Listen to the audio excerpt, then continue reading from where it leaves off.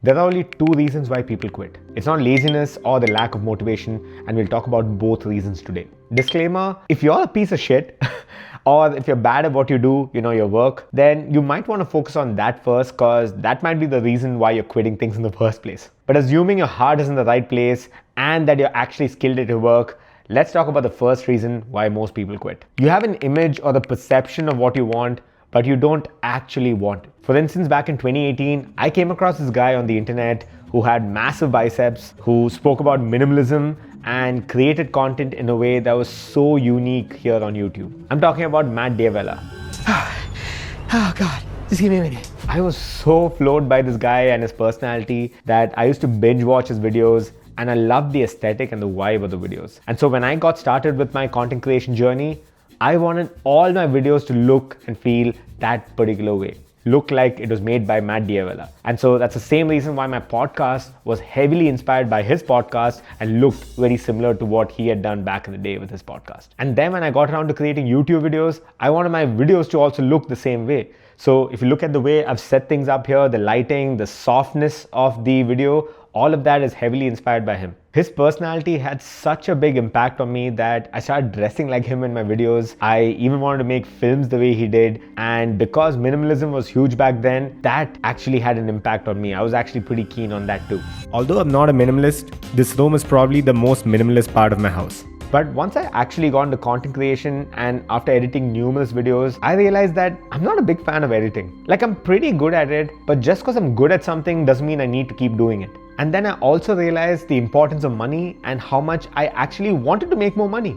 Like, minimalism brought this whole scarcity mindset, this sort of feeling of enough. Although I did learn to be a lot more intentional with my life because of minimalism. But I think there's a big difference between being satisfied and having enough. For example, there's the whole FIRE movement. Not a big fan at all. I forget what it's called. I think it's financial independence, retire early or something. But I don't give a shit about that. What I want to focus on is how I can live my life to the fullest and live it in a way that I have envisioned for myself and my wife. And this kind of got in the way of that. And on a completely different note, when it came to my businesses, I wanted to have a massive team because in my head, the aspiration that I had was I wanted to be a CEO of a massive conglomerate, having numerous people under me and me handling a balance sheet of tens of thousands of millions of dollars. Because I think that's the kind of image that's sold to us about entrepreneurship online. It's only once I was knee deep in these activities I realized that these are not things that I wanted to do with my life. Like, I didn't want to manage a massive team, like the kind of headache and the pains that came with it. I would rather just make the same amount of money or similar amount of money with a much leaner, smaller team. Same thing with editing.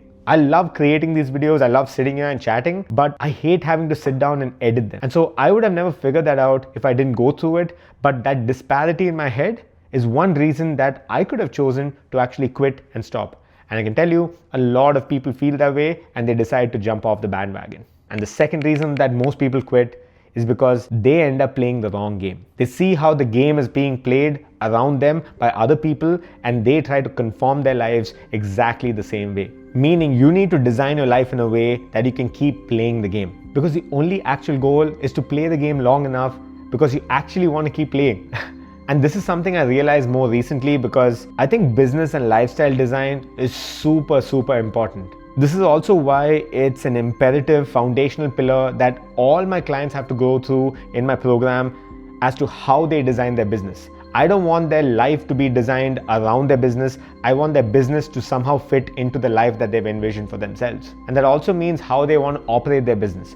For instance, some people like to sell digital products online, some like to consult, and some like to do the work for their clients. All viable routes, all viable solutions, but the real takeaway here is you need to pick the method or medium that works for you. For instance, in my case, I realized that while I like my team owning some of my clients' deliverables, I don't want to do only that. I don't want to just operate in the done for you model. While it does mean good money, it would also mean I'd have to scale my team to a point where it can handle so many clients together, which really didn't make sense. Like I said, I didn't want to have a massive team. And so it took a toll, and that's why I capped the number of clients working in my done for you segment. And that's how I actually came up with my unique navigator model recently. If you haven't checked it out, I'll leave a link to it at the end of this video.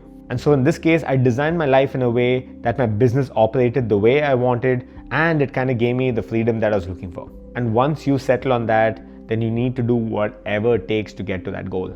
And that's the real measure of success, which is to keep playing the game because you want to keep playing the game. That's the same thing I'm doing, that's the same thing my clients are doing.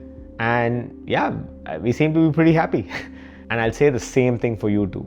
It doesn't matter if you have a business or not. If you have a desk job or a corporate job and you're not happy with it, you need to do something about it. But before you do something about it, start thinking about what does your ideal life look like. And then based on that, try to pick an occupation or the direction or the kind of work that aligns with that, and then do whatever it takes to get to that goal. That's it. If you keep these two things in mind, trust me, you're not going to quit. You're actually going to thrive because you're going to actually love showing up and doing the work. For instance, with this video, there's a lot of thought and a lot of work and behind the scenes that's gone behind making this video happen, but I freaking love it and I wouldn't have it any other way. And as I promised, here's the video to my navigator model and here's another video that YouTube thinks you'd like.